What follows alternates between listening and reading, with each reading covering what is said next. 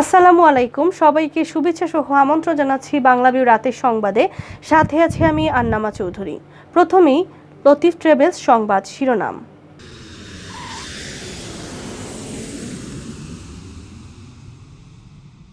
Corona সংক্রমণ নিয়ন্ত্রণে চলমান বিধিনিষেধ 23 মে পর্যন্ত বাড়িয়ে প্রজ্ঞাপন। সিলেটের দক্ষিণ সুরমা ও গোয়াইনঘাটে সড়ক দুর্ঘটনা, মা ছেলে সহ নিহত 3। দেশে মহামারী করোনা ভাইরাসে আরও 25 মৃত্যু, শনাক্ত 363। সিলেটের পর্যটক কেন্দ্রগুলোতে দর্শনার্থীদের ভিড়, স্বাস্থ্যবিধি না মানায় করোনা সংক্রমণ বৃদ্ধির আশঙ্কা। সিলেট বিভাগে গত 24 ঘন্টায় আরও 11 জনের শরীরে করোনা ভাইরাসের উপস্থিতি শনাক্ত। মধ্যপ্রাচ্যের দেশ বাহরাইনের সড়কে প্রাণ গেল 3 বাংলাদেশির। এতক্ষণ শুনছিলেন শিরোনাম, এবারে বিস্তারিত। করোনা ভাইরাস সংক্রমণ রোধে চলমান বিধিনিষেধের মেয়াদ আরও 7 দিন বাড়িয়ে প্রজ্ঞাপন জারি করা হয়েছে। 17 থেকে 23 মে পর্যন্ত বলবৎ থাকবে এই বিধিনিষেধ। রবিবার মন্ত্রিপরিষদ বিভাগ থেকে এ প্রজ্ঞাপন জারি করা হয়েছে। বর্ধিত লকডাউনে আগের মতোই স্বাস্থ্যবিধি মেনে দোকান ও শপিং মল খোলা থাকবে সকাল 10টা থেকে রাত 8টা পর্যন্ত। সীমিত পরিসরে হবে ব্যাংক লেনদেন। একই সাথে সকল শিক্ষা প্রতিষ্ঠানের চলমান ছুটি আগামী 29 মে পর্যন্ত বৃদ্ধি করা হয়েছে। প্রজ্ঞাপনে বলা হয়েছে, বর্তমানে করোনা ভাইরাসজনিত পরিস্থিতি বিবেচনায় আগে সব বিধিনিষেধ ও কার্যক্রমের ধারাবাহিকতায় নতুন কিছু শর্তে 16 মে মধ্যরাত থেকে 23 মে মধ্যরাত পর্যন্ত বিধিনিষেধ বাড়ানো হলো। এ সময়ের মধ্যে সরকারের রাজস্ব আদায়ের সঙ্গে সম্পৃক্ত সব দপ্তর জরুরি পরিষেবা আওতামুক্ত থাকবে এবং খাবার, হোটেল ও রেস্তোরাঁ কেবল খাবার বিক্রয় ও সরবরাহ করতে পারবে। গত এপ্রিলের শুরুতে দেশে করোনার দ্বিতীয় ঢেউ শুরু হলে 5 থেকে 11 এপ্রিল পর্যন্ত সীমিত বিধিনিষেধ দেওয়া হয়। তবে পরিস্থিতি জটিল আকার ধারণ করায় 14 এপ্রিল থেকে শুরু হয় 1 সপ্তাহের কঠোর বিধিনিষেধ। তবে করোনা সংক্রমণ পরিস্থিতির উন্নতি না হওয়ায় দফায় দফায় তা বাড়িয়ে 16 মে পর্যন্ত করা হয়। এবার আরেক দফা বাড়ল সেই বিধিনিষেধ। প্রথম থেকে বিধিনিষেধের কড়াকড়ি আরোপ করা হলেও বর্তমানে তা কিছুটা শিথিল রয়েছে। চলমান বিধিনিষেধের মধ্যেই খুলে দেওয়া হয়েছে দোকানপাট। রাজধানী সহ মহানগরে চলছে গণপরিবহন, তবে আগের মতোই বন্ধ থাকবে দূরপাল্লার যান, ট্রেন ও লঞ্চ।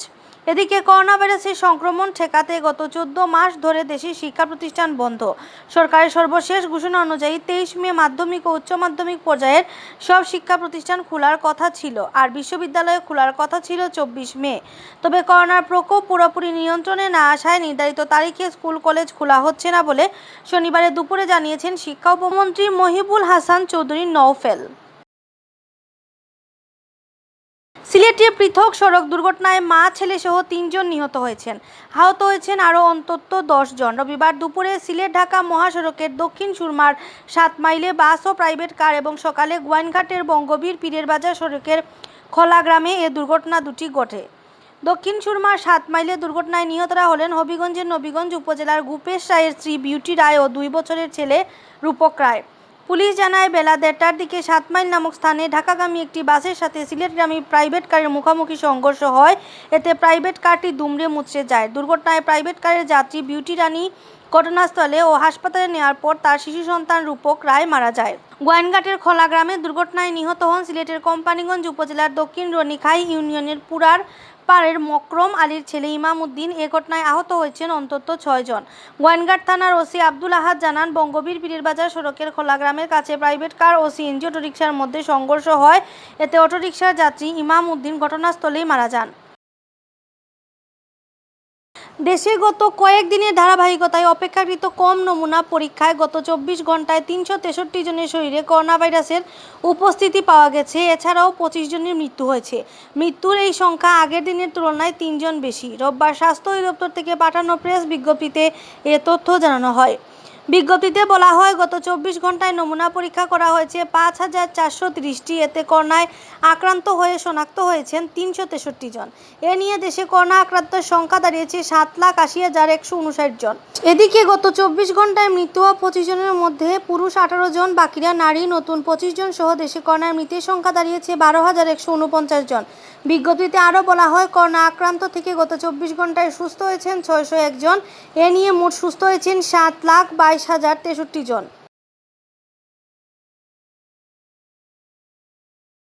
করোনা সংক্রমণ ঠেকাতে সিলেট সহ সারা দেশে বন্ধ ঘোষণা করা হয়েছে সকল পর্যটন কেন্দ্র ও বিনোদন পার্ক।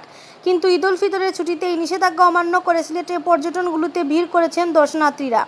রাস্তা থেকে গাড়ি ফিরিয়ে দিয়েও পর্যটকদের ভিড় কমাতে পারছে না প্রশাসন। স্বাস্থ্যবিধি না মেনে এমন ঘোরাঘুরিতে সিলেটে করোনা সংক্রমণের বৃদ্ধির আশঙ্কা করছেন সচেতন মহল। ঈদের দিন বিকেল থেকে সিলেটের লাক্কাতুরা, মালনীচড়া, শহরতলির সবকটি চা বাগানে ঢল নামে পর্যটকদের। সপরিবারে বেড়াতে যান অনেকেই। সকল বয়সী মানুষের ভিড়ে মুখর হয়ে ওঠে চা বাগানগুলো। বেড়াতে আসা লোকজনের বেশিরভাগই মুখে ছিল না মাস্ক, বালাই ছিল না সামাজিক দূরত্ব নিশ্চিতের। অনেকটাই বেপরোয়াভাবে তারা ঘোরাঘুরি করেন চা বাগানে।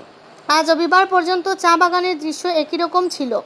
এদিকে ঈদের পরদিন থেকে পর্যটকদের ভিড় বাড়তে শুরু করে সিলেটের জাফলং, বুলাগঞ্জ, সাদাপাথর ও বিছানাকান্দি সহ অন্যান্য পর্যটন কেন্দ্রে। জেলার বাইরে গণপরিবহন বন্ধ থাকায় এবার সিলেটের বাইরে থেকে খুব বেশি পর্যটক আসেননি। যারা ঈদের দিন ও পরের দিন চা বাগানগুলোতে ঘুরেছেন তারা ঈদের দ্বিতীয় দিন অর্থাৎ রবিবারে ছুটেছেন শহরের বাইরের পর্যটন কেন্দ্রগুলোতে। ফলে প্রায় সকল পর্যটন কেন্দ্র রবিবার সকাল থেকে পর্যটকদের ভিড় জমে।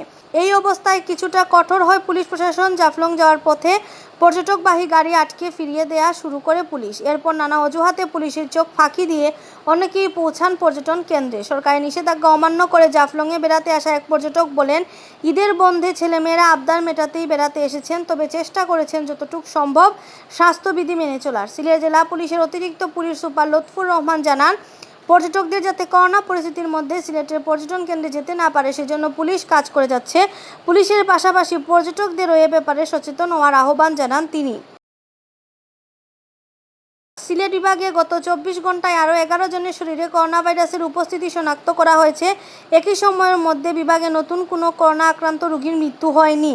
রোববার সকালে স্বাস্থ্য অধিদপ্তরের সিলেট বিভাগীয় পরিচালকের কার্যালয় থেকে প্রেরিত দৈনিক প্রতিবেদনে এ তথ্য জানানো হয়।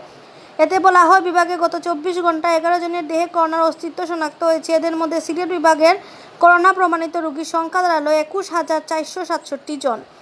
একই দিনে সিলেট বিভাগে নতুন করে আরও 15 জন করোনা ভাইরাসে আক্রান্ত রোগী সুস্থ হয়ে উঠেছেন, যাদের সকলেই সিলেট জেলার বাসিন্দা। এর মধ্যে সিলেট বিভাগে করোনা থেকে সুস্থ হওয়া রোগীর সংখ্যা 20,052 জন। সর্বশেষ তথ্য অনুযায়ী সিলেট বিভাগে করোনায় আক্রান্ত হয়ে মৃত্যুবরণ করা মোট রোগীর সংখ্যা 377 জন। এর মধ্যে সিলেট জেলার 302 জন, সুনামগঞ্জের 28 জন, হবিগঞ্জের 18 জন ও মৌলভীবাজার জেলার 29 জন।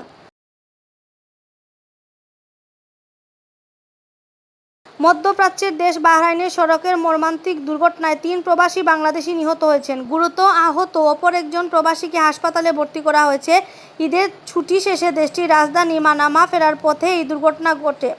জানা গেছে, ঈদের ছুটি কাটাতে ওই 3 জন প্রবাসী দেশটির জল্লাক এলাকায় ঘুরতে যান। জল্লাক থেকে রাজধানী মানামা ফেরার পথে অপরের একটি কারের সাথে তাদের মুখোমুখি সংঘর্ষ হয়। এতে ঘটনাস্থলেই 3 জন মারা যান। নিহতদের মধ্যে 2 জনের পরিচয় মিলেছে।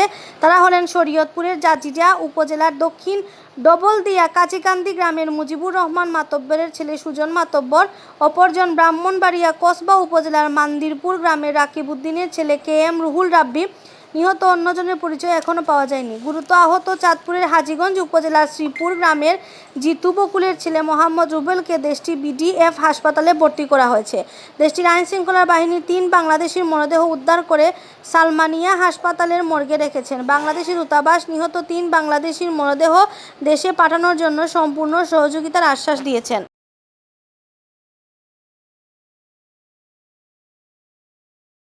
এতক্ষণ শুনছিলেন বাংলাভিউ রাতের সংবাদ। রাত 11টায় প্রচারিত হবে সিলেটের আঞ্চলিক ভাষায় সংবাদ। দেখার আমন্ত্রণ রইল। সাথে থাকার জন্য ধন্যবাদ।